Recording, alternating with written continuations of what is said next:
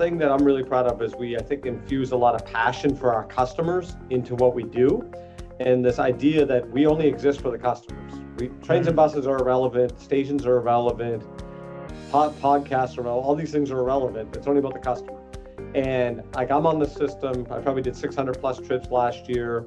Hopefully I'll beat that this year. All of the members of the team are on the system. And when you do that, I try to explain to people all the time, the little stuff is the big stuff.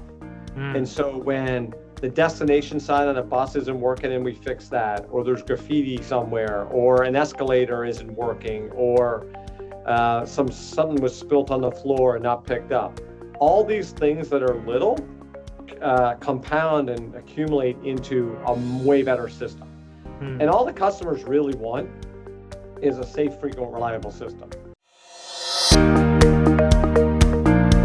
Welcome to the Mobility Innovators Podcast. Hello everyone, welcome to another episode of Mobility Innovator Podcast. I'm your host Jaspal Singh.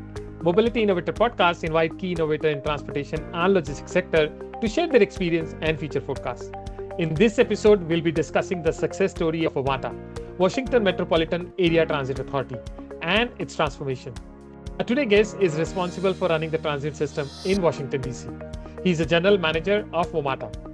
WMATA operates service in Washington DC Metropolitan Area. He took the role when the transit agency was facing major challenges coming out of the pandemic with record low ridership. Before joining WMATA, he served as president and CEO of Capital Metro in Austin, Texas, where he secured Project Connect, multi-billion-dollar capital program, which is one of the largest voter-approved transit referendum in US history. He also worked with APTA, American Public Transit Association, and Massachusetts Bay Transit Authority in different roles. I'm so happy to welcome Randy Clarke, the General Manager of Washington Metropolitan Area Transit Authority, WMATA. Now it's time to listen and learn. Hey, hello, Randy. I'm so happy to have you on the podcast. Thank you for taking time out of your busy schedules. Yeah, well, great seeing you as always. And thanks for having me on the program. No, great. And I actually want to kickstart our discussion with your personal journey in transit. It's quite inspiring to see how your career shaped up. You started as a project manager focusing on safety and security in transit, and then become a chief safety officer at MBTA, and then become a president and CEO of Capital Metro in Austin, and now at WMATA. So how's your journey feel like when you look back from project manager to CEO as one of the most challenging systems in North America? And I'm also curious, anything you're hiding from the world on your LinkedIn profile? I gotta say, I don't probably do enough of that LinkedIn stuff, but I don't think I'm hiding anything in this world, not intentionally anyway. So listen, my journey is probably not that dissimilar to a lot of people that get in transit. Is you kind of fall into transit somehow, and then you end up staying there because transit's such a cool industry to be part of. It's so impactful. You impact so many people's lives every day. And, we impact everything from economic development to, security and terrorism, to labor, to infrastructure, big finance things, homelessness, to, it's just every part of society we interconnect with, right? So I've been very fortunate. Worked at the Volpe Center, did some work up there. Then I did a little consulting. Then worked at the MBTA, and I ran security emergency management. And that's when we had the Boston Marathon bombings. Yeah. As chief safety officer for a little bit. And then I left as the deputy COO running kind of the infrastructure portfolio. And then, like I said, I worked at APTA and then Cap Metro. At Cap Metro, we won the big referendum and tried to, build a bigger system for a very fast growing city. And then had this amazing opportunity to become the GM of Metro here in the DC area. So, which is kind of, maybe the dream job, at least it was for me, the dream job in transit, because, as you mentioned, it is so complex and so challenging here with 3 states, the federal government. There's everything is magnified here for attention in the fishbowl. And I personally love it because it makes us perform at such a high level. And to me, I am the ultimate customer advocate, and I love that's what we really focus on, and why I think the system's we're back to being the best system in North America, I believe. So really proud of our team. And I've had a very fun, fascinating journey, and hopefully it's not over yet. No, it just started, I would say. I mean, there is still a long way to go, but it's really inspiring to see how his journey moved from starting at a lower level in our organization and being now a CEO, one of the big transit agency, not in the US, I would say in the world. So you moved to Washington DC in July 2022, which is right after the pandemic, and the pandemic had like a major impact on transit agencies. And I can imagine WMATA was badly impacted because most of the people were working from home, system were not performing optimally. Why did you take this role, and how do you feel in the first 3 years on this job? Yeah, well, I mean, I got recruited for the role, and I literally had I had a great job in Austin. Really great people, great city, having a lot of fun. And I actually said to my former board chair, "There's only one place that I would leave this for," when they asked me to do a new contract, and he said, "Where's that?" And I said, "Well, DC." I said, "If I ever had the chance to run Metro, because again, this being America's capital city, the pressure is high, the amount of big events, and just the infrastructure." And anyway, I got that opportunity. So, when I got here, it was really a challenging time. So the pandemic, it's really interesting. Across America, people came out of the pandemic at different times. Mm. This region was one of the last to really come out of the pandemic. You got to remember, we're the home of NIH, right? Yeah. So, you got this natural, very high public health kind of apparatus around here. So, I mean, I got people questioning me in the summer of 22 why we still didn't have mask-only rail cars and buses. So the rest of the world, I think, kind of was moved on. This region took a while longer to kind of catch up. And again, I'm not judging right or wrong with that. It's just a fact. So our ridership was in bad spot. We had most of our rail fleet was grounded because of an issue that probably shouldn't have been that case. But anyway, we had to work through that. We had rampant fare evasion. We had a lot of crime. And we had very bad public relations and big problems on the reputational brand. And then we also had a $700 million plus deficit that we had to solve. So, I mean, you put it all together, it was a kind of a rough time. So yeah, some days people say, "Why did you do that?" But honestly, challenges are opportunities. And I mean, you can look where we are now. The rail fleet is running at the highest reliability of any heavy rail fleet in the country. Ridership, we've led the country 2 years straight in ridership growth, faster than anybody.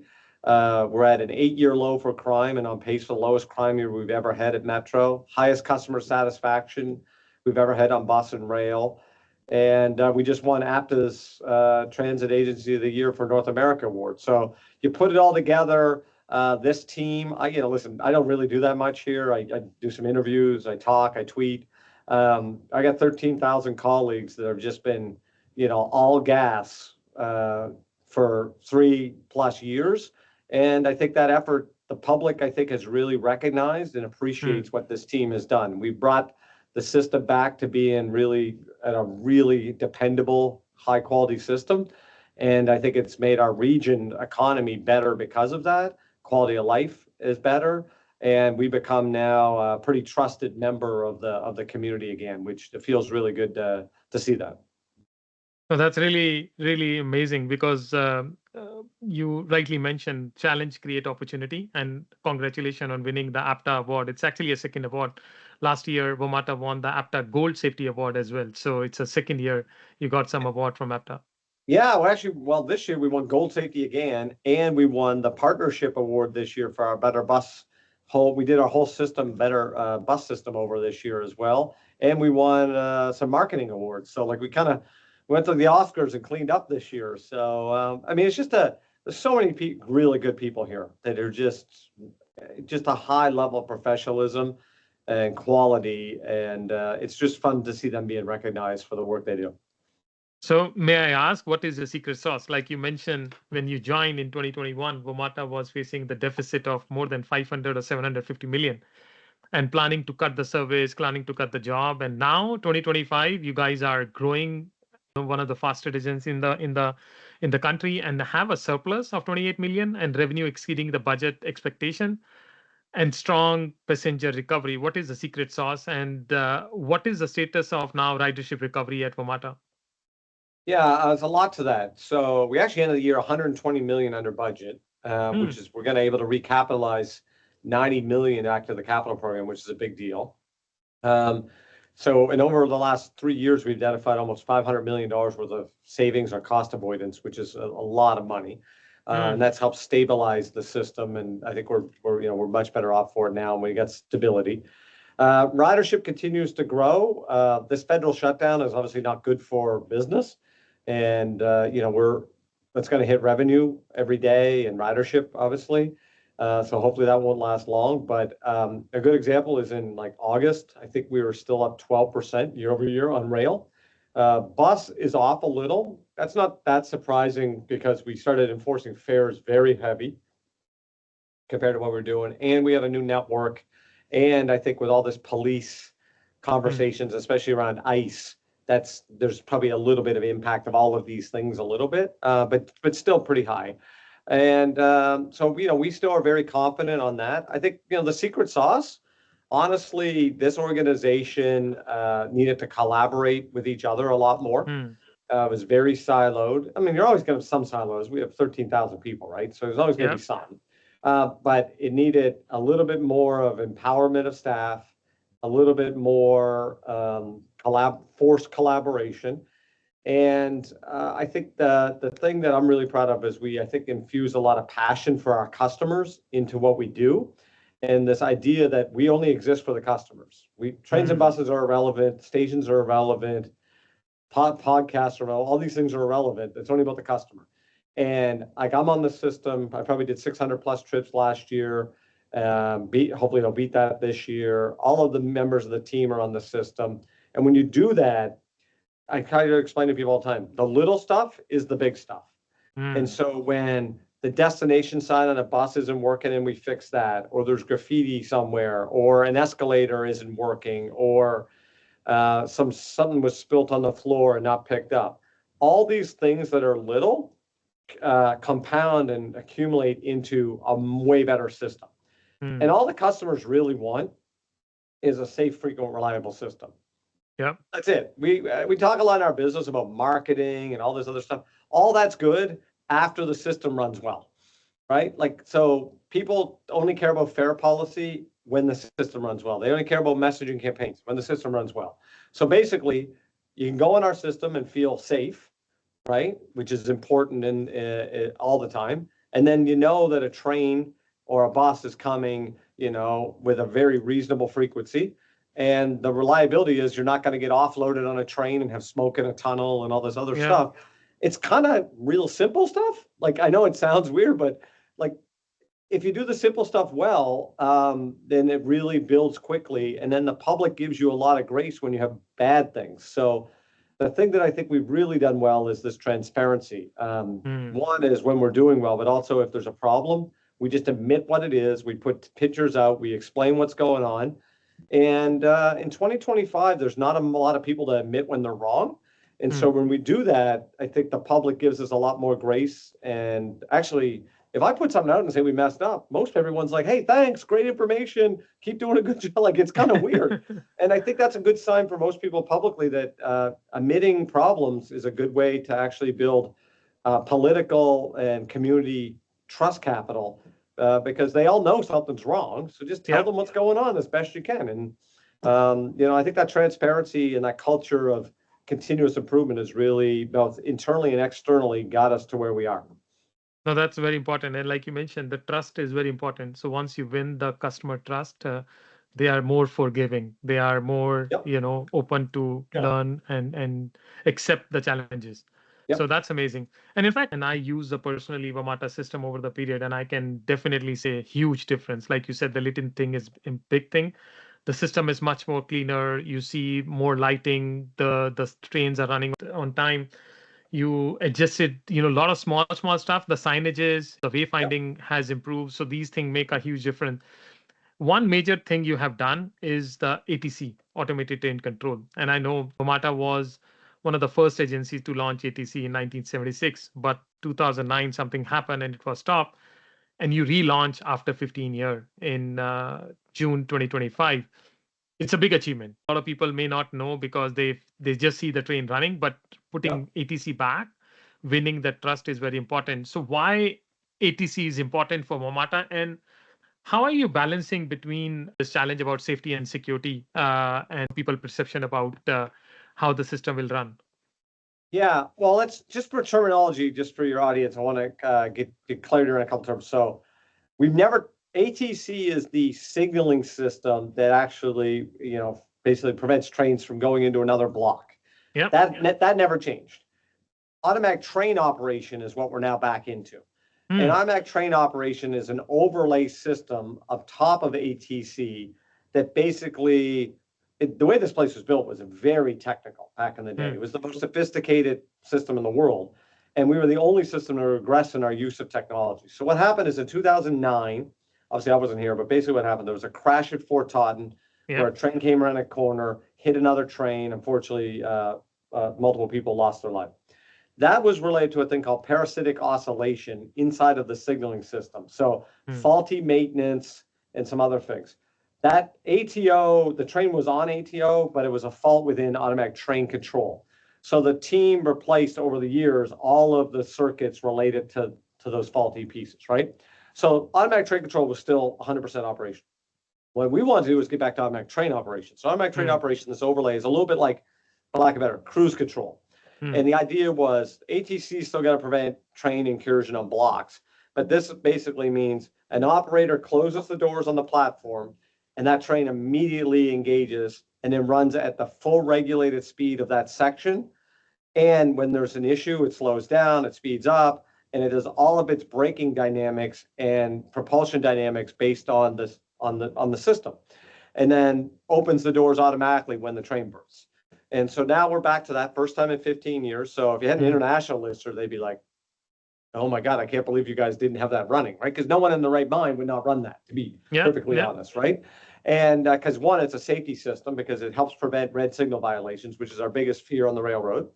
And then two, it brings massive efficiencies and customer benefits. So a good example, our red line, which you know, but not everyone, it's a horseshoe. And that line, we now run the same frequency with 2 less train sets to get that same level of frequency. So that alone is probably worth about $7 million a year, just on that. And every customer's trips are somewhere between 1 to 4 minutes faster, depending how far you're riding. So let's say the average person saves a couple minutes a trip each way every day, and we've had no red signal violations. And then it's a smoother ride too, because it's not herky-jerky with the operator. And then the operators could concentrate on the roadway, right? So it's an obvious win. It took 15 years to get back to it, and really proud of the team. They did an incredible job. And now we're across the whole system. And it's interesting because most people just take it for granted now. And if we turn it off, I think we'd have like a rebellion because people would say, this is not as good as when it runs on automatic train operation. So it's kind of it's a level 2 operation for people that are out there on GAO, and this is a level 2 operation. We are now investigating what it looks like to move to level 3 or level 4 system, and part of that is we need to do our signaling system over. So we have a very significant program. We're in the early days of really building out a CBTC program for the whole agency, and then thinking about where and when we would put platform screen doors. We got a lot of trespassers.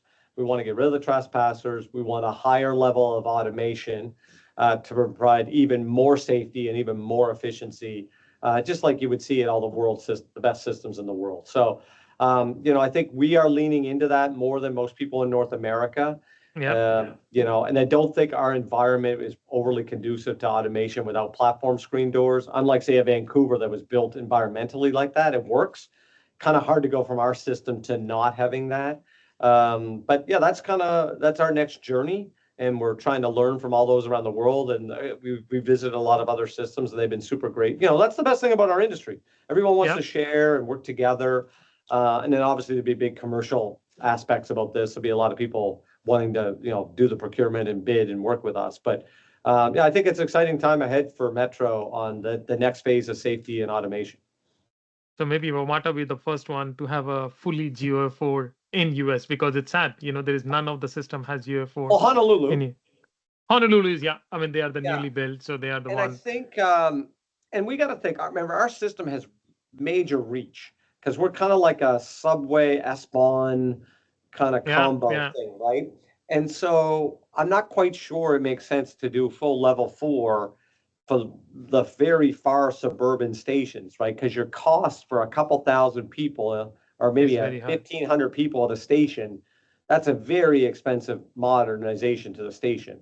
Whereas, like London, take the Elizabeth line, they run 3 different types of signal. So they're Yeah, automated, they're manual, and so there might be a version of that. So we're in our early days of analyzing all of that. So exciting times ahead.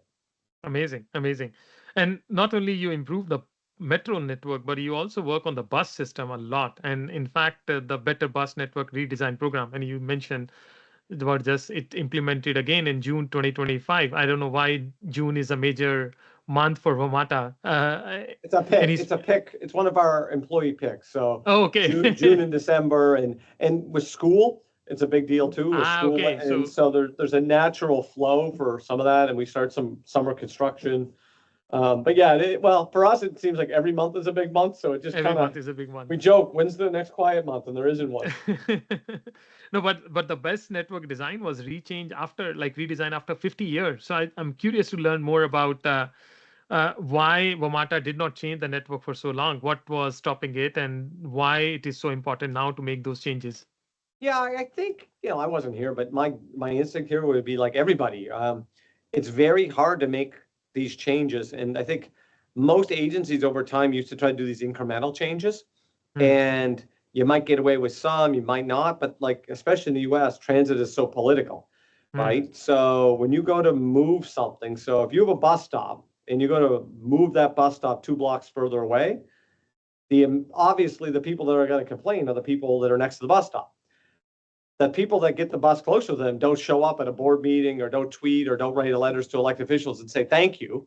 Yeah. They just do it, right? And so I think it's been very hard, and the incentive structure for transit agencies, transit boards, others to take on, even if everyone thinks it's the right thing to do, to take on that change politically, not everyone's incentivized to do that. So if you're just going to Yeah. get beat up and someone, hits you over the head every day and says that you're doing a bad job or you're mean or whatever, and you're not going to get really anything out of it, or they don't think they are, there's not a lot. So, we bundled the whole thing together and we pulled the Band-Aid off at once. And we got rid of about 500 bus stops. Now Hmm. we have like 8,000 more. So like, and some of these were like, some stops were like every block. We had routes Yeah. to every block. That's not good for anybody. It's not good for traffic. It's not good for us. We want to be able to get to as close to the curb as possible for someone with maybe a wheelchair or Whichever. other. Yeah. And like when they're every block, you can't get in, you can't get out. So anyway, overall, we engaged, I think, about 45,000 people in the community provided comments. We did hundreds and hundreds of events all over the place because remember, we got the 3-state area, and work with our union, work with our frontline employees. We had to get people all trained. We replaced all the signs. And overall, it's gone well. Obviously, something this big, there's going to be a variety of hiccups, but they're all Yeah. like a whole bunch of minor things. And then so we're already doing our next pick for December, and we're, adjusting some routes. So we thought this bus would take 45 minutes to go from point A to point B, but it's 32 or an hour. Now we're making those changes, right? And so there's some of that kind of stuff we're doing, but overall we're feeling pretty good. What we really were able to do is increase frequency on a Hmm. bunch of core routes. So I think we added 12 more high frequency routes to our network. So, and more importantly, we created a vision plan as part of this process to say, because we did this as cost neutral. And so most places do this, they add money. We did it Yeah. cost neutral, but now we got the blueprint that says if we have 5 million, 10, 20, 30, 100, doesn't matter. Now we know where we want to put that extra service, whether it's more frequency, whether it's later at night, whether it's weekends, across different routes. So we did that whole effort, and now as money becomes available, we know exactly where to put it. way to add more service and all. No, that's quite impressive. And the point you mentioned about in the beginning is like people are looking for more reliable, fast, and That's safe it. service. That's it. If you can bring them even saving 2 minutes and 5 minutes in their life, that's make a huge difference for them. They can reach their job faster and And finish when their shift. and when the app or phone says, "Hey, that bus is going to be here in 4 minutes," and it's 4 or 5 minutes, Yeah, people are happy. When it says 4 and it ends up being 18, they're not. It's kind of, again, it's just how we live our life. If you went to the grocery store and someone said, "Hey, it's going to be like 30 seconds, I'll be right back," and you got to wait for an hour, then you're not going to go to the grocery store again. It's pretty kind of basic stuff. yeah, people are more demanding. In fact, another initiative you've done, and I would say it's a very few agency which, especially in US, have is the open loop payment system. And I'm very curious because WMATA was one of the system which has this Google and Apple wallet option, but Yeah. not open loop purely. Can you share more about that initiative and why you think it's important to make easier to pay? Because you mentioned about the big problem with the fare evasion, but sometimes the fare evasion happen because you don't know how to pay. Yeah. No, there's no point. We need to be as frictionless as a society because we gotta meet people where they are. And where they are, Yeah. they pay everything with a credit card or a phone or your watch. And not everybody, right? Because there's a bunch Mm, of people in society that are, still struggling and maybe will always struggle. And we got to make sure we're doing our best to really provide good service and try to help someone that may has, very low income and whatnot. And we have a regional program called Metro Lift, as in lift, hand up, for people that get 50% reduced fare for people that really need it. But otherwise, yeah, we need to make it easy to pay. mm, So we had a smart trip as part of like your phone from a wallet point of view, but we didn't have what we now call tap, ride, and go. So we launched that in the summer, and we did that on the rail side. So now any metro at any one of our stations for the train, you can go and you can just tap your credit card. We're a tap in, tap out, kind of like London yeah. system. And then it'll just calculate the distance and bill you, and you move on with your life. We expect that to roll out on bus in November, and then parking is shortly after that. That's the goal. Mm, And therefore, the whole system is integrated that way. And we were able to do something really, really cool here. So, Cubic is our main fare collection vendor, but S Traffic is the company that does our gates. okay. And there's a company called Little Pay. And Mm, all three play in this transit space to some extent. And we were the first place to ever have uh, basically forced in one way, but then all three companies really did work well together, and I got to give them a lot of credit. And we set a deadline that we were going to get this thing done, and we met it, and we met the budget on it. And it's the first system ever to integrate with these three vendors. And what we mm, did is Little Pay basically did an overlay into the Cubic system, so we okay. didn't have to replace the whole system. And Infrastructure. it was the first time that it's ever really been done. And my only I guess someone else has done a version of this, but the one that happened was like about a year and a half effort, and we got ours done in about 3.5, 4 months, and with three vendors versus two. And I'm generally summarizing because this is what I really understand about it. But it's gone really well. DC is a big tourist city. Obviously, the DC market here is a Mm, lot of tourism. So we wanted to be able to make that easier. So we now have, we have the Silver Line that goes to Dulles. A lot of international visitors, so they can just yeah. walk in and tap and don't have to think about it. National Airport is an incredibly busy, I'd argue the best connected airport to rail in the country, with two lines going through there. I mean, we run a train every couple of minutes, a train's Yeah. going through there. And I think we move 20 some thousand a day, I think, out of maybe 18,000 a day or something like that out of national. And then Amtrak obviously is interactive into Union Station, which is more or less another airport kind of equivalent. So Yeah. that's the interaction there. And then bus, we hope to again go launch in November. And we do think that on the bus side, that will further help us with fare enforcement, because on bus, if you don't have it, then next thing, unlike a station, the vehicle's moving and the Yeah. operator's like, "Hey, let's go. I got to move this bus." So anyway, that all positive things. And overall, the feedback's been great, and it's going to allow us to think about, these fare vending machines, and instead of having 10, you get 4, and those 4 machines are more modern and less Yeah. maintenance, and it's going to help us with our staffing and what we really know. So all of this, We collect less cash. We don't have to collect cash the same way, process it. It's a lot of downstream impacts to all this stuff that are about the whole agency becomes more efficient, and then we Yeah. can put that money into better service. No, it's a network effect. And I can also compliment and congratulate you. I mean, the airport connected with the WMATA lines, the wayfinding is amazing. Like you Really good. can from the airport itself, you can go to the train station, and the staff at the station is really helpful. Yeah, I that's good. personally experienced.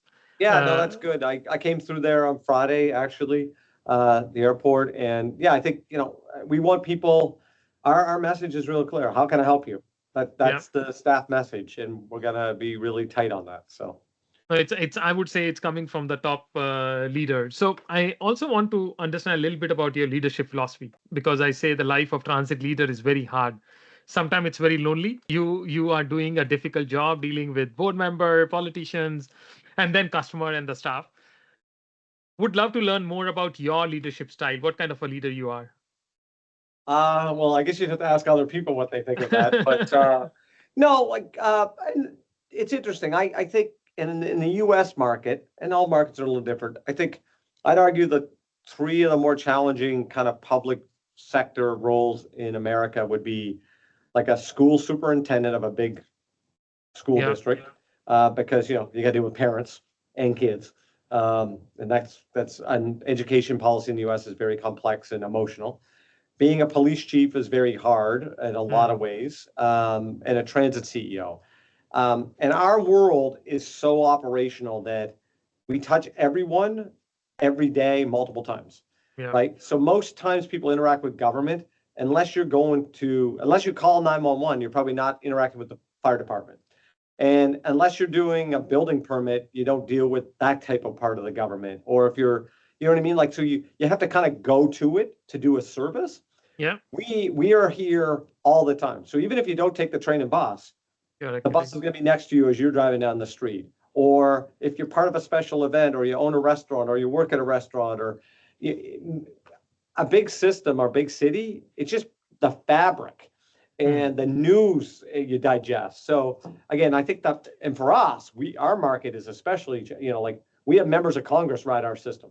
Yeah. We have the APTA, the NTSB, we have national journalists, right? We have everybody. And so the expectation level is very high, right? Like the cleanliness level, and you get like someone will send a tweet out where there's like a Coke can on the platform, and it's like most cities in the world be like that's the cleanest we've ever been. And like every single thing is judged, so we have to be very high. So, my philosophy is pretty straightforward, I think, which is I'm going to lead always with kind of integrity and with passion, and knowing, I guess, hopefully having the humility to know that I'm only here for a moment in time. Yeah. This thing is way bigger than me, and it's bigger than all of us, right? So I kind of try to do the old Athenian code. My job is to leave the place better than it was left me, and the next person should feel the same way. I am and going to make mistakes, but I tell everyone, I don't care about making mistakes. I care about failing really fast, learning from them and pushing. And so what I try to infuse in the culture here is entrepreneurial thinking, agility, and time. The only thing we can't buy is time. Yeah. Right? Like we can build, like there's a robot on Mars that is doing Wi-Fi. I tell people all the time. So don't tell me we can't do something. The debate is, do we want to allocate that many resources to do that thing? Yeah. Because time is the one thing I cannot get back this morning, no matter how hard I try, no matter what I spend. So the urgency that I try to run this place, which is not a let's run like a sprint, because sprinting is not sustainable. So to me, it's I've done a lot of marathons in my life. So the idea here is to constantly build a higher cadence. So, right, like, so if I could run 1 mile make it up, a 6-minute mile, but I could run a marathon at 8, and I'm currently running a 10-minute mile, my goal is to get to 8, not to get to 6, right? And because sprinting is not sustainable, and it burns people out, and it freaks people out, and all that other kind of stuff. What we want to also do is just get a little bit more nimble, a little bit faster. And the only way to really do that is drive collaboration through transparency and data. right? Because we're a people-driven and people have to make decisions, and every decision in a big place like this interacts with multiple departments. And so the only way to move things is to make more people work together faster so they can understand things and make a kind of a cost benefit analysis and go, okay, that's not perfect, but you know what? Let's take the 8 every time and not try to get to a 10, because the 10 might take us 2 more years and this 8's 3 months. And that opportunity cost is a bunch of people are going to gain from the 8 right away. So let's go. And then we're on to the next 8 and the next 8 and the next 8, right? And put some 6s in there, some 5s, and then a couple 10s, and you do pretty well overall, right? Like I tell people all the time, the best, baseball players run, the best hitter in baseball this year got out like 2/3 of the time they went to bat, right? And they're the best. Roger Federer is the greatest tennis player maybe ever, and he only won 54% of all of his points ever. I remember that speech. Right? And so you gotta, like, everyone's too focused on this perfection, and there's nothing close to that in this world. So just like, what's reasonable? And like, you mentioned safety security, but what's reasonable? Because and that's something that annoys me in our industry a little bit, is this kind of like overdone concept of safety. Yeah. Like, there's no absolutism of safety. If that's the case, don't get out of bed in the morning. We run trains and buses, and we need to do calculated hazard analysis and mitigate as best we can in a reasonable way with reasonable costs, reasonable society expectations to get our outcome done. That's what we need to do. We need to be thoughtful of it, but we also can't let this policy framework and get in our way of whatever we're trying to do to better society. And safety's that way, and environmental stuff, like electric buses, same deal. Electric buses are great, but when they're twice as much money and I can't get one, I'm buying a hybrid bus, and I got to because the best thing of the environment is more people moving on buses than cars.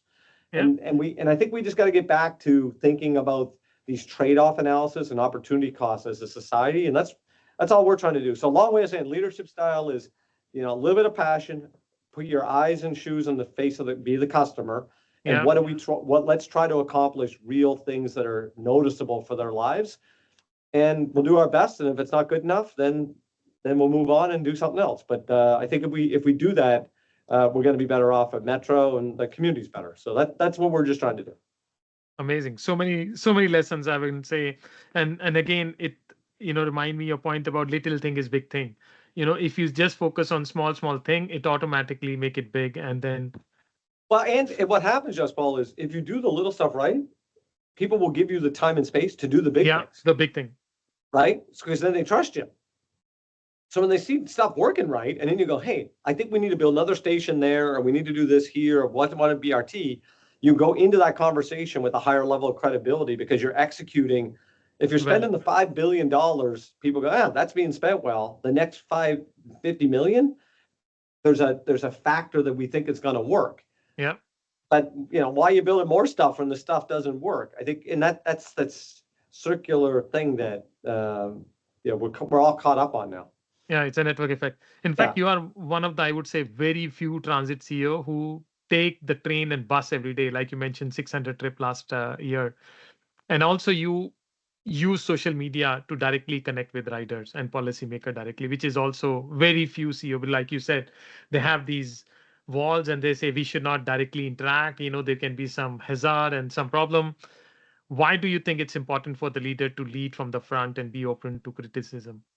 Yeah, well, one, your employees are out there. So like when I walked through like a station this morning, I just did a town hall with a bunch of bus operators this morning. And that garage happens to be one that I use a lot of routes out of. I walk in, they're like, hey, how's it going? Like, one, it brings a collegiality and a familiarity. And I think most employees know I'm fighting for them, right? Like I'm fighting for the customer. So my expectations of the staff is very high, and they know that. But I'm also fighting for them that we have good funding, that they have good jobs, and that they're respected and treated, and their safety is important to me, and their uniforms are important to me, and that their hours that they work and the conditions that they work in. So I think they, overall, most of them know that I'm fighting for them as well. So I think it's, and you gotta have credibility. If you never take the system, they know that. Yeah. Like we're a big place. Everyone talks. Everyone knows everywhere I go, and I think that's a healthy thing. And then on the public facing stuff, yeah, I'll tell you, it's weird. Yeah, our world's all caught up in social media. I'm not I actually think social media is probably net negative now than it was net Mm, positive. But for us in transit, I think it is a natural type of thing mm, on social media because people want to know delays and other impacts, right? So my account, I really just try to provide insight on what's happening here, things we're working on, thank elected officials or other partners that we work with because so many people contribute to the success of this place that it's not me and not the staff, yeah, whether it's funding or their care for it or giving us roadway that's red paint and on and on and on. So I think it's really important we recognize them. I recognize employees individually or as groups, which I think it goes, there's a big morale thing when they're like, oh, the boss put me on Twitter. Like I'll go to a thing and someone goes, hey, put me on Twitter. Let's do a picture. You know, customers, I think, like the responsiveness mm, of if there's an issue. Now, obviously, I can't do that all day long, but yeah, trying to be responsive. If there's a big challenge, explain that. The negative on it is, if there is, I guess, just be honest with it is, and this market is probably one of the most, maybe the most social media driven markets in maybe the world, quite frankly, mm, the DC market. There is a certain loss of privacy. There is no mm, question about that. I come to grips with it, but yeah, and I'm not no small fit. I'll just you're with different types of audiences, right? So like if someone is thinking about doing it, they have to be eyes wide open that, and depending on how much you do it and how much it gets spread around, because we have a high influencer you, kind of market, it is kind of weird. Like I go to the grocery store and I'll have people come up and talk to me. And I don't, that's life. I'm basically a public official from that capacity, but it does get a little, with all the kind of crazy in the world today yeah, and the fear people have, there is that little bit of, if you exposed yourself to be the leader and to mm, drive the message, but there is a little bit of you've lost your privacy and the expectation that anyone can come up to you about anything is kind of there now. So it's just the world we live in, right? And yeah, yeah, so yeah. I still think the net pro has been good for our agency, which is highlighting the work we're doing and driving the brand and driving our overall value. But people have to be eyes wide open that the world is complex and layered, It's very. and not everyone is rational. That's for That's sure. true. That's for Yeah. true. No, I can see a lot of people interact with you on Twitter, and they tag you for many things, which is very nice how people interact now with you on social media. Generally very good. Yeah. Thank you so much, Wendy, for this wonderful conversation. Generally, I end this podcast with a personal rapid fire round. So if you're Oh, ready, I'll start with this rapid fire. I am not ready, but let's do it. Okay. So if you were not in the transit space, what other profession you would have selected? Oh, I'd be a professional athlete, of course. I mean, Okay. you live in Toronto, I'd probably play in center for the Leafs. I would just assume. That's amazing. Yeah, I grew up in Now, Canada. Of course, I grew up wanting to be a professional hocky player. But I listen. okay. Now that I'm older, I'd happy to be a professional golfer too, or a professional baseball player. But we first good to have you as a best CEO, which is good for the transit industry. So, which is your favorite city in the world and why? Oh, well, one, I would have to say here, right? If I don't, I get in trouble. But let's say outside of where I live, Yeah. my favorite cities. I mean, listen, it's impossible not to love New York. I love New Mm, York. Um, my favorite city has always been, and not to go, but it's changed a little bit. But I love London. I mm, absolutely love London, and I have a dream of living in London at some point. But the more I go to Paris, the more I'm kind of liking Paris over London because the weather is just that much better. And what has happened in Paris on the revolution of preventing cars from ruining Paris yeah. has been just fantastic. And I love what Andy and the team are doing at TFL, but I think I might be drifting a little bit of Paris over Paris. London, but I don't know. Those cities are amazing, but there's so many places in this world that are fantastic. But I love all those places. That's true. Both cities are amazing, including DC. Which is your favorite book? Probably my favorite book. I really like Hamilton. Hmm. I read a lot of history and a lot of Oh. profiles on people and things of that nature. Uh, I've read a lot on Churchill, Hmm. uh, a significant amount of trilogies and things of that nature. So, Yeah, I would say I really enjoyed Hamilton, and then because then the Broadway play came out, and I'm like, well, yeah, so I read a lot of that kind of stuff, and I thought, that's a 1,000-page book, so I used to read a lot of that kind of stuff. So I don't know, like that, I do a lot of that kind of stuff. Impressive. And this is my second last question. But what one thing do you wish you should have learned early in life? Oh, well, geez, we got to start the whole podcast over. I mean, that's as I get older, one, I think physically to treat myself with a little bit more grace about the importance of sleep, although I don't do much of it. I think that's important.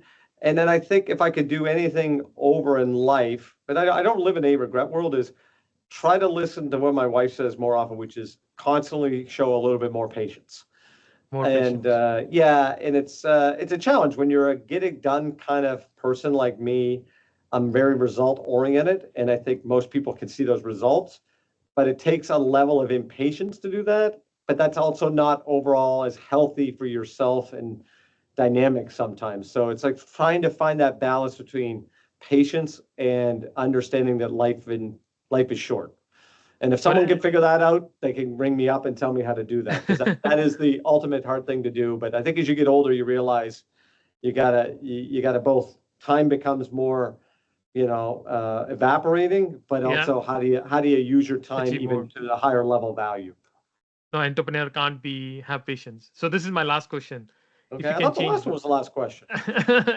if you can change one thing in life, what would it be? My personal life? Anything. You can change personal, professional, society, anything you want to change, one thing. I think, well, I mean, if you could change something in society, I think it would be great if we could all realize that we are the same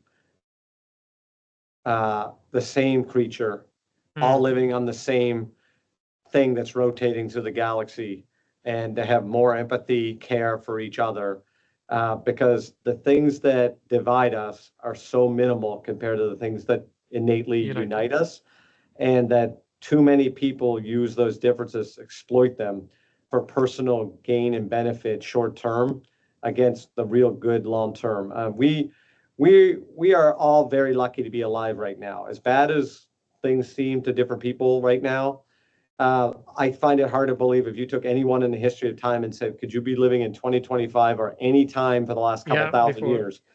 And we have healthcare, we have education. I can get on a flight and I could end up in, like, literally, I could go to the airport right now and I could end up in Paris tonight. And before it was the fastest a sail could go or a horse. But the negative is we are currently becoming more and more divisive and letting analytics and robotic machinery and AI drive us against each other. So again, exploiting that 0.01 difference. Well, the reality is this is a beautiful planet, and we should be protecting this beautiful thing that we have a moment to live on, and actually caring about what it will be for the next group, because we're just dust, my man, at the end of the day, and our job is very limited to make it better for somebody else. So anyway, that just got super philosophical. So, but anyway, really enjoyed the conversation. This is wonderful thought. Thank you so much. I mean, really enjoyed, and thank for sharing all your experience. And I always see you as an inspiration. Whatever you are doing, still long way to go, I would say. Sky is the limit for you. But thank you for all your work, and thank you for sharing this knowledge. That's Paul. Great seeing you. Okay, thanks for the chat.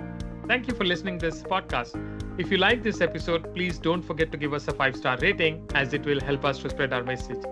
If you have any feedback or suggestion for this podcast, please feel free to reach out to us at info@mobility-innovators.com. I look forward to see you next time. Take care.